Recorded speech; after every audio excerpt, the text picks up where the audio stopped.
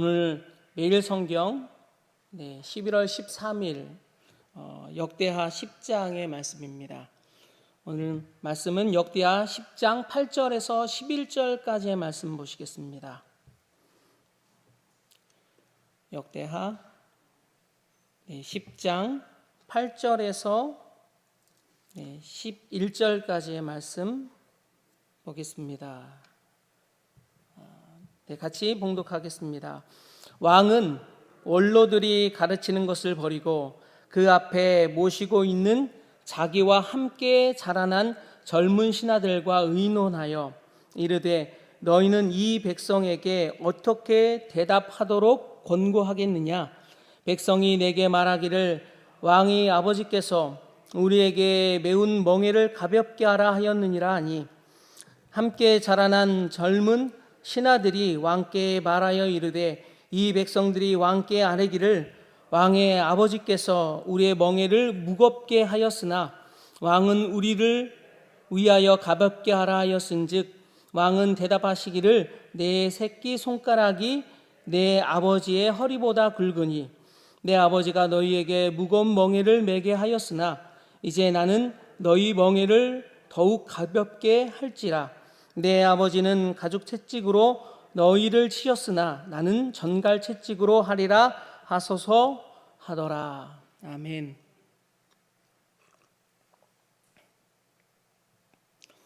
제가 오늘 말씀을 묵상하면서 어떤 생각을 하게 됐냐면 대학원 때 그 미국 교회사를 배우던 생각이 잠깐 났습니다.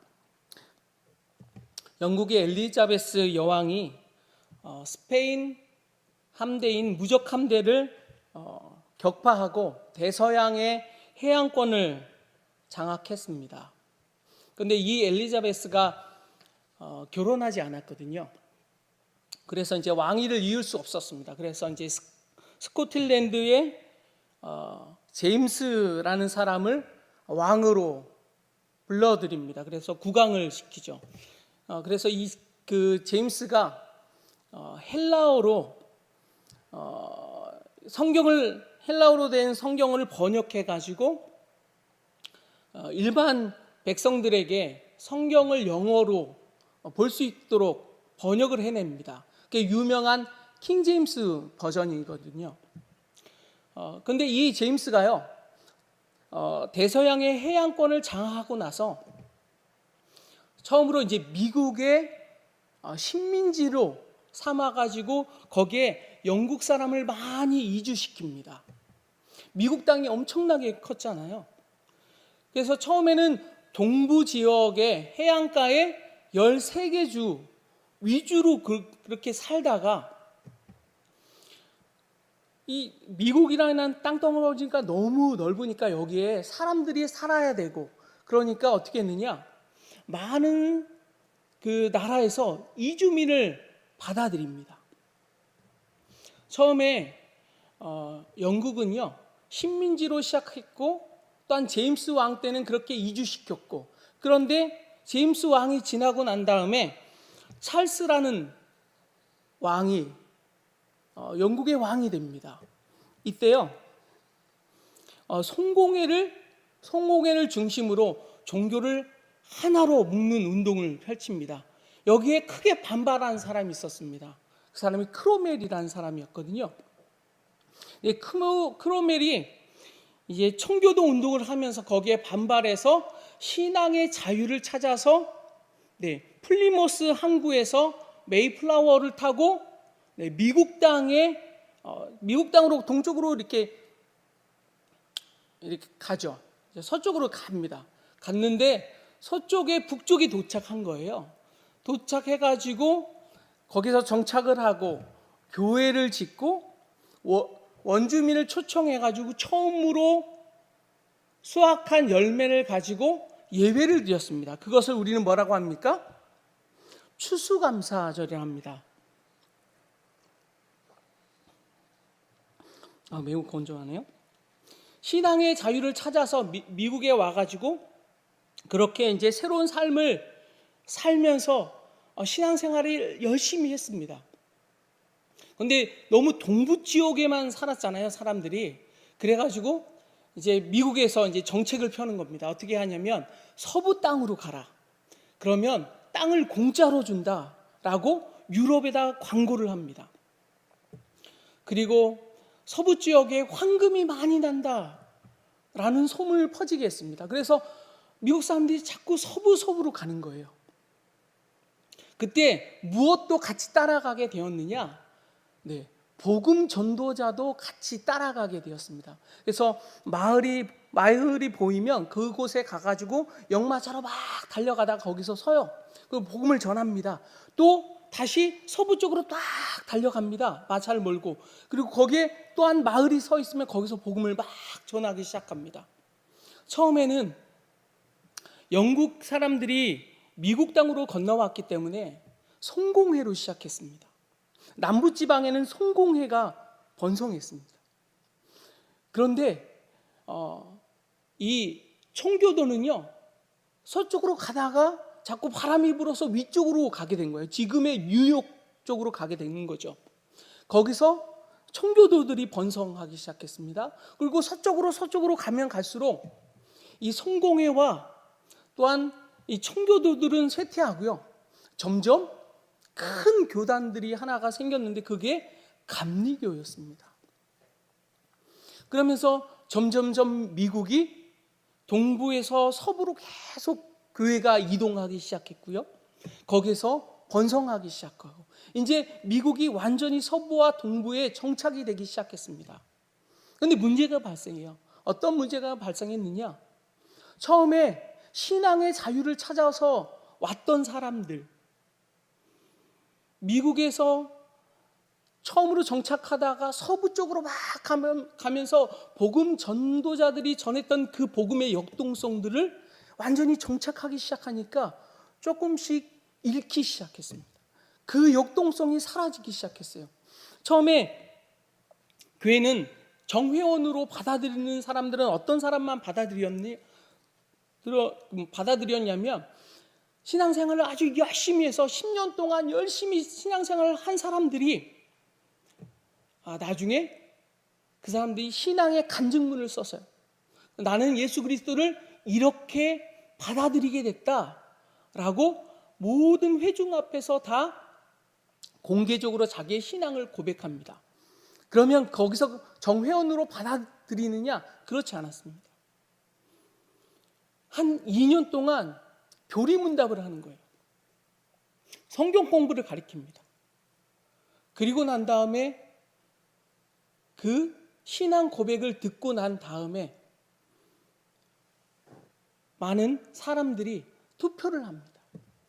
그래서 그 투표에 통과된 사람들만 정회원으로, 정식 성도로 받아들이기 시작했습니다. 그 사람들만 성찬을 뗐습니다.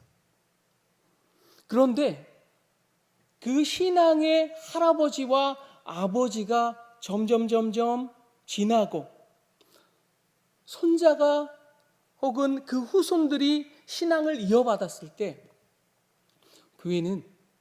교회의 역동성과 신앙은 쇠퇴하기 시작했습니다. 그런데 오늘 본문에도요, 그런 분위기가 나옵니다. 처음에 다윗 신앙이 얼마나 좋았습니까? 솔로몬도 신앙이 굉장히 좋은 것처럼 역대하는 그리고 있습니다. 그런데 그 유명했던 다윗과 솔로몬이 지나간 다음에 르호보암이라는 왕이 등극을 하게 되는데,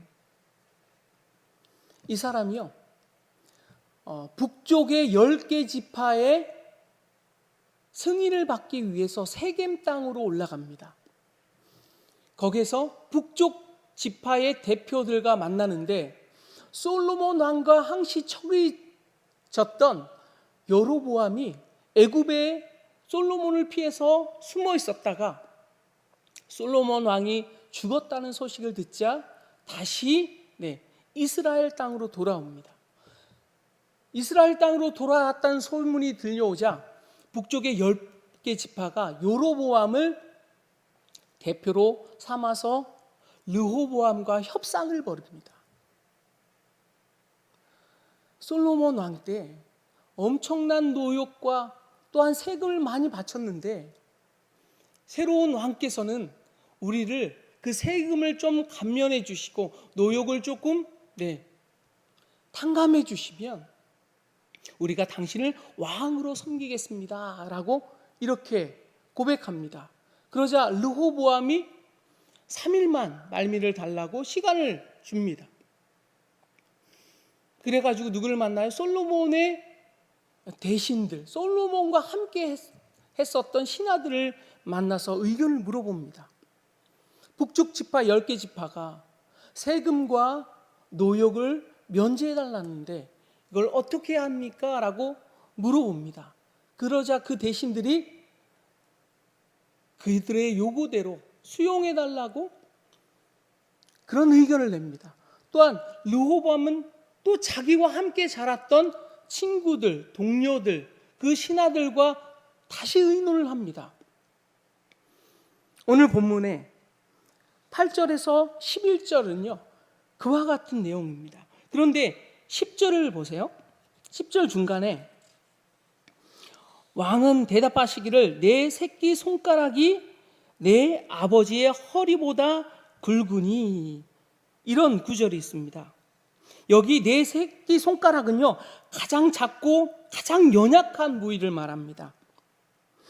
그런데 몸에서 가장 강하고 힘을 쓰는 원동력이 되는 허리를 비유해서요 나의 가장 연약한 부분도 내 부친의 가장 강력한 부분보다 더 강하다, 이렇게 자기 아버지를 평가절하하고 자기가 더 훌륭하다라고 이야기해 하는 것입니다. 이것은 무엇을 의미할까요? 이것은요 솔로몬의 신앙과 솔로몬이 갖고 있었던 가치관과 단절을 의미합니다. 그런데 저는 이것을 묵상하면서 솔로몬이 처음 가졌던 마음과 너무 다르다라는 생각을 하게 되었습니다. 자, 열왕기상 3장에 가시면 어떤 내용이 나오냐면 솔로몬이 처음으로 왕으로 등극한 다음에 이 솔로몬이 하나님 앞에 1000번제를 드립니다. 그러자 하나님께서 이 솔로몬에게 나타나셨습니다. 그리고 이렇게 말씀하십니다. 열왕기상 3장 5절에 내가 내게 무엇을 줄고 너는 구하라. 하나님이요 솔로몬이 제사를 드리는 모습을 보고 너무 흡족하셔서 하나님이 그에게 나타나셨습니다. 그리고 물어보는 겁니다. 내가 내게 무엇을 줄고? 그 답이 무엇이었느냐? 3장 9절에 이렇게 나옵니다. 누가 주의 이 많은 백성을 재판할 수 있사오리까? 듣는 마음을 종에게 주사 주의 백성을 재판하여 선악을 분별하게 하옵소서. 하나님은요 이 솔로몬의 이 마음을 굉장히 기특하게 여기셨습니다. 내가 내게 무엇을 줄꼬? 라고 물어보자 솔로몬은 제가 연약합니다. 듣는 마음을 백성이 다 이야기하는 것을 내가 다 듣고 그것을 선악을 분별할 수 있는 내게 지혜를 달라고 구하자 하나님이 그것을 너무 흡족히 여기셨습니다. 그리고 하나님께서 어떤 축복을 주시냐? 3장 11절부터 12절에 이렇게 나옵니다. 이에 하나님이 그에게 이르시되 내가 이것을 구하도다. 자기를 위하여 장수를 구하지 아니하며 부도 구하지 아니하며 자기의 원수의 생명을 멸하기도 구하지 아니하고 오직 송사를 듣고 분별하는 지혜를 구하였으니 내가 내 말대로 하여 내게 지혜롭고 총명한 마음을 주노니 내 앞에서도 너와 같은 자가 없거니와 내 뒤에도 너와 같은 자가 일어남이 없으리라. 내가 또 내게 구하지 아니한 부귀와 영광도 내게 주리니 내 평생의 왕들 중에 너와 같은 자가 없을 것이라. 솔로몬은요, 처음으로 왕으로 등극하면서 하나님 앞에 제사 드리고 예배하였습니다. 그러자 하나님이 너무 기특해서 내 소원을 말해보라니까 백성을 억울하지 않게 재판할 수 있는 지혜와 명철함을 자기한테 달라고 구하자 하나님이 그것을 너무 기특하게 여긴 거예요. 그런데 반면 솔로몬의 아들이었던 르호보암은요, 어떻겠습니까? 너무 마음이 완악한 마음을 갖고 있었다라는 것입니다. 제가 묵상할 때 르호보암이 이런 마음이었으면 너무 좋았을 것을, 하나님 앞에 솔로몬처럼 행하였으면 좋았겠다라는 마음을 묵상하게 되었습니다. 여러분, 우리가 하나님 앞에 어떤 마음을 가져야 될까요? 네. 어떤 마음으로 하나님 앞에 나아가야 될까요? 하나님께서 선하게 여기는 마음이 있어야 된다라는 것입니다. 하나님께서 솔로몬이 이것을 구하며 그 말씀이 주의 마음에 든지라. 여기서 주의 마음에 든지라라는 이 단어는요, 아가토스라는 단어입니다. 이 아가토스가 똑같이 사용된 곳이 있는데 창세기 1장 3절에서 4절, 하나님이 이르실 때 빛이 있으라 하시니 빛이 있었고 빛이 하나님이 보시기에 좋았더라. 이 좋았더라가 아가토스입니다. 또한 신약에 똑같은 단어를 사용하는데요, 우리가 알거니와 하나님을 사랑하는 자 곧 그 뜻대로 부르심을 입은 자들에게는 모든 것이 협력하여 선을 이루느니라. 여기서 선이 아가토스, 하나님이 마음에 들었다, 보시기에 좋았더라, 그것이 하나님이 보시기에 아주 흡족하였다라는 것이죠. 여러분, 우리가 기도할 때 어떤 것을 구하여야 하겠습니까? 하나님께서 원하시는 것, 하나님께서 마음이 흡족하게 하는 것, 그것으로 인하여 하나님께서 축복할 수 있는 여러분이 되시기를 예수님의 이름으로 축원드립니다. 기도하겠습니다. 하나님 아버지, 오늘도 하나님 앞에 나와 기도하게 하여 주시니 감사합니다. 하나님을 만나기 위하여 나온 우리 성도들의 한 사람 한 사람마다 저들의 마음을 하나님 아버지 주장하여 주사 하나님이 기뻐하게 하는 귀한 만남이 있기를 원합니다. 귀한 기도가 있기를 원합니다. 주님께서 축복하여 주옵소서. 예수님의 이름으로 감사하며 기도하였습니다. 하늘에 계신 우리 아버지여, 이름이 거룩히 여김을 받으시오며 나라가 임하시오며 뜻이 하늘에서 이룬 것 같이 땅에서도 이루어지리이다. 오늘 우리에게 일용할 양식을 주시옵고 우리가 우리의 죄진자를 사하여 준 것 같이 우리 죄를 사하여 주시옵고 우리를 시험에 들게 마시옵고 다만 악에서 구하시옵소서. 나라와 권세와 영광이 아버지께 영원히 쌓옵나이다. 아멘.